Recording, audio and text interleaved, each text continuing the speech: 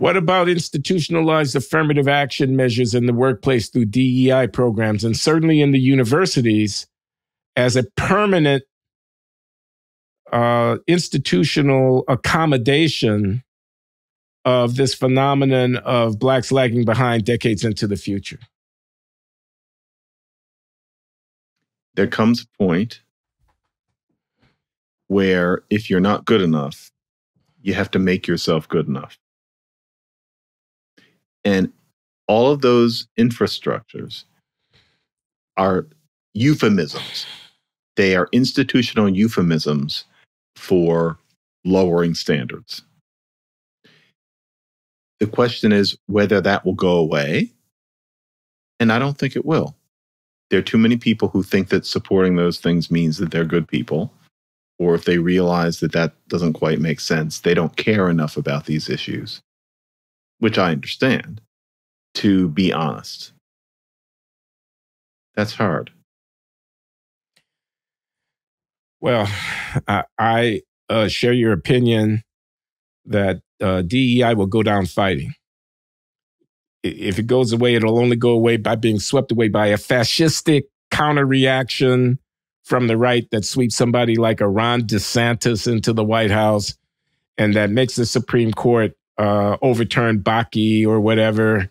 Could well do. Something? DEI is one of those things where I have to say that it's about something that I usually say doesn't exist.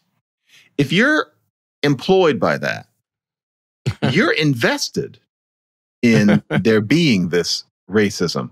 Because if you can't call it out, you don't have a job. So in a way, those people are paid to be phonies. Because if you don't call anything out, you're fired. Because you didn't do your job, which is to call out this racism which must exist. Yeah, that's a problem. Okay, so here's my wishful thought. The Supreme Court overturns the affirmative action legal foundation. I guess this would be Gratz and Grutter. I guess this would be the cases decided in the early aughts. Sandra Day O'Connor wrote a controlling opinion. University of Michigan cases.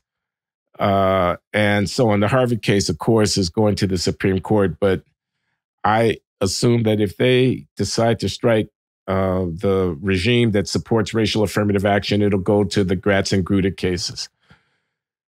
And they overturn it.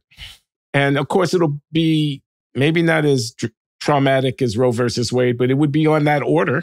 It would be of a comparable magnitude of trauma to the progressive left. But from the ashes could arise the development movement. I'm going to just call it the development movement. The movement that says, okay, you're going to have to use the same or comparable standards for admission.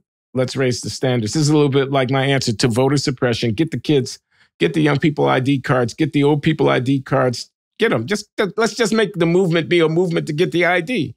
Everybody will have the ID. Everybody will be voting and whatever.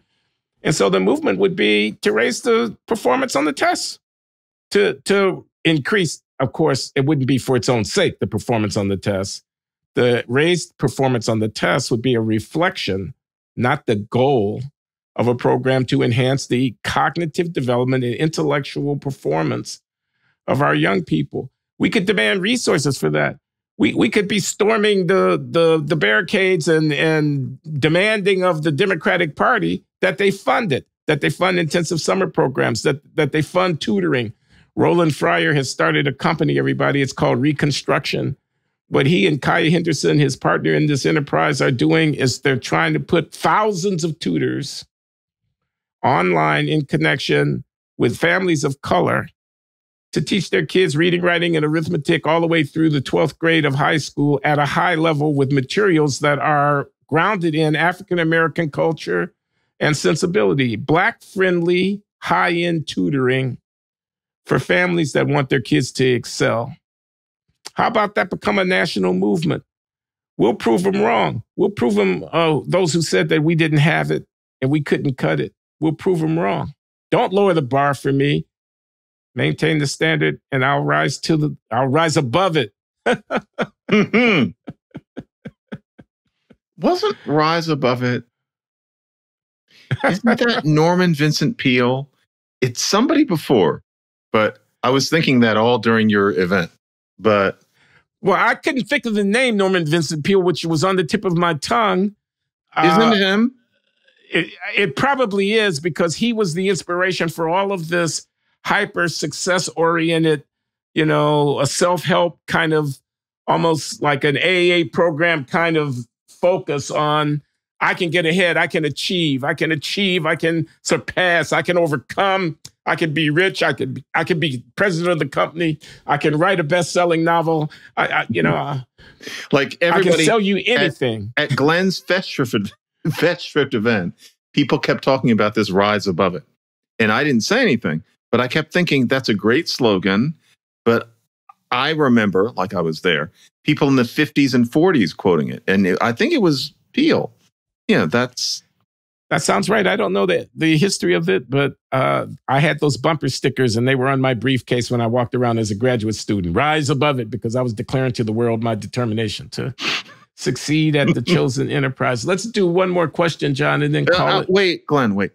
This whole thing about Roland and this foundation, this effort, everybody needs to celebrate this. This is important.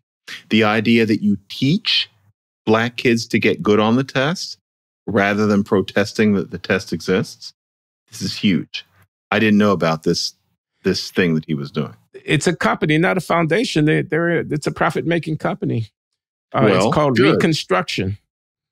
Roland has actually founded 2 significant business enterprises during the 2-year suspension period when Harvard because he's in Egypt. Okay. I think I know what I'm going to do in the Times soon. This works. Good. I'm glad to, if I am, be a part of the inspiration.